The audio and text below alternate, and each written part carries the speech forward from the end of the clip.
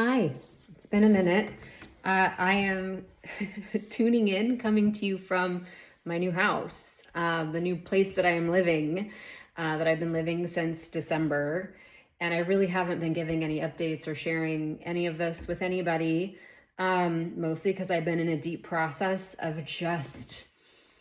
not, just not sharing my life with the internet in general, and really only those who are like super, super close to me already or like in my life physically.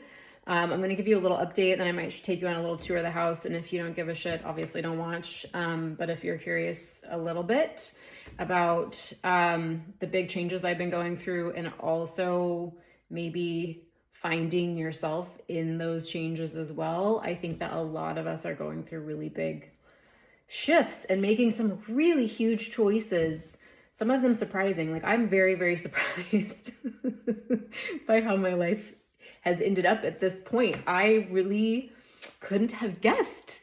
And it's beautiful and it's so good, but it's a whole new life, really, in so many ways. And I was talking with someone the other day and I was like, how are you? It's been a long time. She's like, better than ever. And I was like, that's actually really great to hear. Because I think a lot of us are in a huge process of trying to get to a place to where we are better than ever, but without the judgment of what our lives have been. So I think forgiving the past and being able to move forward has been a huge theme over the last couple of years for a lot of us. A lot of us cleaning up, clearing out, getting rid of things that don't work, old energies, old people, not old people, things that are dead and have been dead for a long time. I keep I keep using the analogy of just like dragging around dead bodies. Like these things, these ways that we have believed and lived for so long that no longer hold up. And we really have to face our ego. We have to face the fact that we're going to die someday, and really decide if holding on to old things is worth not opening ourselves to new things.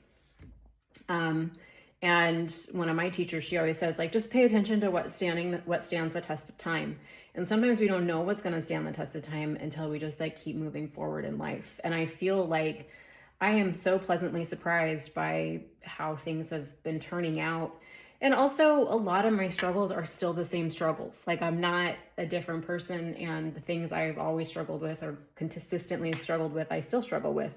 And I feel like that's some of the practice that I'm in, is like, you know what? Maybe this struggle will always be here. Maybe this particular thought loop will always be here. Maybe this anxiety will always be here. And as I just go, oh, okay, well, I can live with that. That's okay.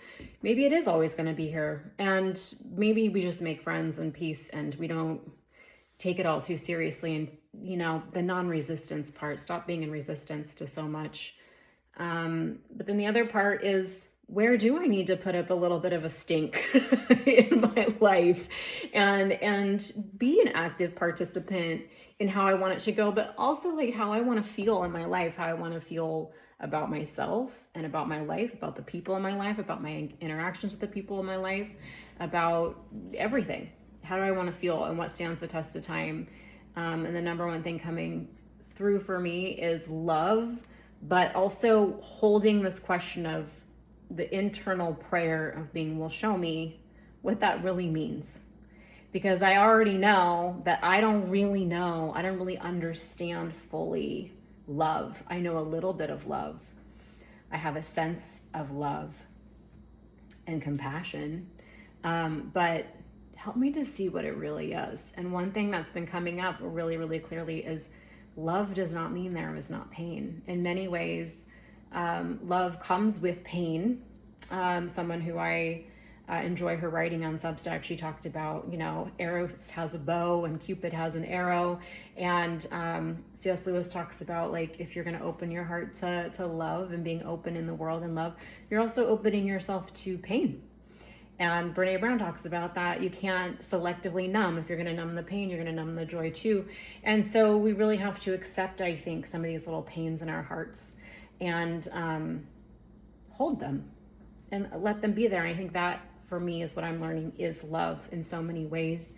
Love is not actually pushing away things that are uncomfortable or that we don't like or that maybe won't shut up in our heads or whatever it is, not pushing it away and saying, okay, I mean, you can be here. That's okay. That's part of it. That's part of the love, the all-encompassing love. And that's what I'm learning right now. So I'm sitting in my new dining room, if you're still fascinated. And I just now have a morning to myself. We moved in the beginning of December. I've had a couple days where I'm just like alone in the house. If you know me, I was, some of you have known me since before I was divorced. I got divorced in 2015, so over 11 years ago, coming up on 12. Some of you have known me since before I was divorced. You knew me with my ex-husband. You knew me when my kids were little bitties. Some of you knew me after my divorce and the big, all the things I did. Some of them before, like leading up to the divorce, and some of the things after. And, some of you know me from the band I was in. Some of you know me from mindfulness meditation. Some of you know me through local, some of you, it's like we all know each other in all these really unique and interesting ways. And I'm beginning to see, like, wow, a lot can happen in life. And then some of you are new to me and you're just now getting to know me from the work that I'm doing now. And I think that's another thing I've been thinking about is, we can only really understand and know someone based on when we first meet them. If you didn't know me before, you don't know as much about me, but you're also having a more pure experience in a way. But if you knew me from before or however long ago, you're also getting a pure understanding too. So it's also just kind of understanding that we're all growing, we're all changing, and we have to be flexible with ourselves and with other people. But some of you know that, I've been basically playing the single mom for 11 years. I've definitely dated. Some of you have seen me out there dating. I've dated some of you actually, probably watching this, but mostly I've been really, really focused on my kids. Really focused on my kids. I just wanted to raise my kids. Such a sweet time. We've done so many beautiful things and I love them. See, my love for them, it's like, it's not a pain in the heart, but it brings up emotion. I love them so much, my little babies. But now they're all adults and they've moved out. They went off to college. So both of them at the same time and left me here. And then as they were leaving, they didn't leave me here. They're like an hour and 2 hours away. They're still very close. I saw them last weekend, but it's different,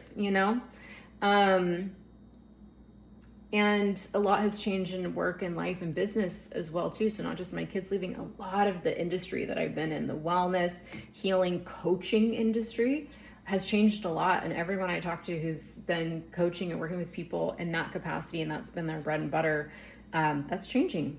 With ChatGPT, with therapy being more accessible, with so many courses and so much free content out there, a lot of us our people aren't buying things the way they used to. So it's been fun and kind of interesting, especially if I'm not in a panic about how to pay the bills, especially if I'm not in a panic, to notice what's on offer. And as I get rid of the things that really I don't serve, and I'm not trying again to revive a dead body or drag it along with me. I open myself up to new energy and new things and new experiences. And it's been so fascinating to notice the things that are coming to me. One of them being this moving in with a man partner, which I haven't done in over 11 years. Some of them being that I'm leaning on an old talent of mine, which is web design and branding and stuff for people. And that's been a really good time. Starting to do more speaking gigs, and I'm starting to write more. Well, no, I'm not writing more. My intention is to write more. And I'm trying to set up my life to be able to write more, because it's time, or even just to organize all the writing that I've done. Oh my God. If any of you have known me for any amount of time, you know that I've put out an insane amount of content. So many workbooks, so many articles, so many courses, so much content, video content, written content. And it's been my joy, and I've loved it because it connects me to you. And all of it is to connect with you, and it's to connect with myself, and for us to be mirrors and the whole thing. And this is the longest break I've ever taken. Not ever, but since my work started 14 years ago, this is the longest break I've ever taken. on not running a program, not working with clients, not putting on an event, not being on social media. And it's been wonderful, and it has allowed me to open my life and my world to new things and to really paying attention to what's next for me. Because I can't come along with you on the journey if I don't know where I'm going, you know? And vice versa. And I don't know where I'm going. That's not the right way to say it. I don't actually know where I'm going at all. I just know that I'm here now. And I know what it feels like to not listen. I know what it feels like to not listen to my heart. I know what it feels like to definitely be out of alignment and be in the wrong place. Like, I really shouldn't be here. I've gotten way off track. I know that feeling of like, oh, I really didn't listen to my intuition on this, and wow, look at where I've ended up. That's not what's happening now. I'm so used to that feeling of feeling like I'm off track, and I don't feel off track at all. But I don't feel like I'm looking too far into the future either. I really want to be here in the present moment. I don't want to miss anything. I don't want to miss anything. And I miss so much already. And I know that I can't take it all in with my human eyes and my conscious sensing, but my constant prayer is just like, show me. And also paying attention to, you know, spirit and God and life force energy, moving through my body and feeling the aliveness of being alive, because I'm just so aware that I'm going to die. And all of my friends, we talk about death almost every time we see each other. And it's just at this point, if we're not keenly aware of our death, it almost feels like we can't really be alive. For me, I can't truly live and be present with what's here and appreciate it the way that I do. So one thing you might all be wondering about is this man. He's not home right now, which is partly why I'm making this video. One more thing before I talk about him. I started out talking about how I don't get a lot of time alone in this house. I haven't had a lot of time to bond with this house. So this morning I got up, he left early, because we both work from home. That's why we both work from home. So we're both here all the time, but he left early and he'll probably be home soon actually. But I just got into it. I turned on my music, my Funnel of Love playlist. I'll try to link it somewhere for you guys so you can listen to it. My Funnel of Love playlist is like kind of groovy and dark and sexy and awesome. Lit candles around the house, made some coffee and my green juice. And then I finally saged the whole house. And holy shit, you guys. It's easy for me. Like I know that not everyone believes in saging things and but for me, I've been saging things for so long. It's like so energetic, and smoke is so cleansing and sage is so cleansing that I got out my big old, like a big old sage stick and my big old, hawk feather. And I was like going through the house. And as I got into certain rooms, the sage would just like explode with smoke. And I was like, holy shit, the smoke alarms are gonna go off. It was starting to like sputter sparks everywhere. And I had to put it out. And I was like, wow, the energy in this house, I don't think this place has ever been saged. And then plus me and my partner, Justin, we both just combined all of our possessions. We've brought in new possessions. We both love like vintage and old things. So we're bringing in a lot of things together with a lot of energies already attached to them, especially because we like old things. So we have carpets, rugs, furniture. Obviously our bedding is new, but still that's coming from somewhere. And it just feels like a lot of energies have entered into this space, plus whatever energies were in here before. So, oh my gosh, this morning I just opened all the doors and windows. I saged everywhere. I saged inside the closets, inside the fridge, inside our checkbooks, inside behind doors. I did all around the base, and then I went around the whole outside of the house too. Whew, and it feels so good. And I think I'll probably need to do this a couple more times, but it feels so good in here, and getting the cross breeze and cleaned up some of the plants. We both love plants. Anyway, I want to take you on a little tour of the house, but I just want to talk to you about this man that I found. I've known him, for those of you who don't know the story, I've known him for 8 9 years. I actually met him because I responded to one of his ads on Craigslist because I was looking for a stereo system, and he was refurbishing old stereos at the time. And he was just so nice, like immediately. And we both were married. Like, I was just recently divorced, and then he was still married with like a toddler at the time. So it never dawned, there wasn't anything there, but I would just call him throughout the years, every time, because I love vintage and he refurbishes vintage. So of course, vintage things don't always, they'd break sometimes. So I'd call him whenever I need a new stereo or receiver or speakers or whatever. And around my birthday, my 44th birthday, I was having a party at my house and my speakers just completely blew. So we couldn't even have music for the party. So I called him up and he didn't respond. So I called him again like a couple weeks later, and something was different for both of us. Very, very different for both of us. And we hung out, we talked, and then that was when I was dropping the speakers off. And then when I came back, we hung out some more, and this old lady came by named Pat, who used to live in the house he was living in at the time. And so he was like, invited me in as we sat and talked with this old woman. And I just got to really feel him and feel his vibe. And oh my God, his heart is so beautiful. I'm so in love with his heart, and he's just a big love bear. That's what he is. He's just so full of love, but also he's an old skate punk like me, and we were born the same year, like less than a month apart, and we just have a lot in common in that way, and that's so valuable. And he knows who he is, and he doesn't just accept who he is, he loves who he is, he likes himself. And holy shit, God, it feels good to be around a man who likes himself. I mean, I think we underestimate how far that goes. We just have to really love and like ourselves. And he's done a lot of work to be in that spot. I'm spiritual. I meditate every day. I pray. I read, all the things. He doesn't do any of that at all. It doesn't care that I do, and I don't care that he doesn't. And I don't need him to. And he's everything I could possibly want. And he's so humble. He's so humble, and he's so kind. He also has the ADHD pretty hard, so he's a pretty fun time.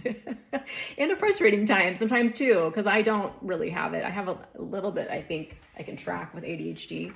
And another thing that's new is, that toddler daughter that he had 8 years ago when I met him, he still has her, and she's 11 now. So my kids are off at college, and now I live in a blended family with a man I have an 11-year-old daughter now too.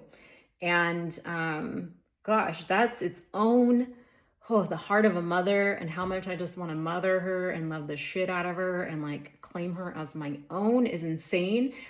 But also like I need to respect that that's not exactly the situation. She has a mother, she has a father. They're both very involved, very engaged, it's all very good. And so I've struggled to find my place a little bit, like within myself. But then also, it's very different. And I've really had even some guilty feelings of like, God, my kids are off, and here I am just like a whole new family, and that's not the case at all. My kids are my kids, and I adore them, and we are a family, and we do a lot of really beautiful things together. So I'm really grateful that Justin is so good with my kids, and I love his daughter. And it doesn't mean we don't have our conflicts. But also one thing I love about this man is I can be as feminine and as emotional as I am. And he allows for it. He doesn't really take it personally, or he doesn't like add fuel to the fire. And so it feels so good. I'm like, wow, I'm experiencing emotions I've never let myself experience.